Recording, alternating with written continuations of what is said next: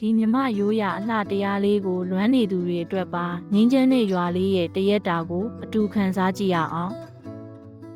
စိမ့်ဆိုတဲ့တောင်တန်းတွေကြားကရွာလေးမှာမိုးတောက်ရန်စပါပြီးနှက်ကလေးတွေရဲ့ကြေးကြေးမြည်တမ်းနဲ့အတူနေကြီးနူးနူးကမြူနှင်းတွေကိုဖြိုခွင်းနေတယ်ရိုးရာလုံးကြီးလေးနဲ့ចောင်းသူမလေးအမေကငားမြားနေတဲ့အမေနာကဖျက်လျှောက်သွားတယ်ရွာသူရွာသားတွေကထမင်းချက်လဲလို့အိမ်ဝင်းရှင်ရင်တနေ့တာကိုစတင်ကြတယ်ဖျားအိုပင်ကြီးအောက်မှာတော့ဦးရွှေရင်ကကလေးတွေကိုရိုးရာပုံမြင်တွေပြောပြနေတယ်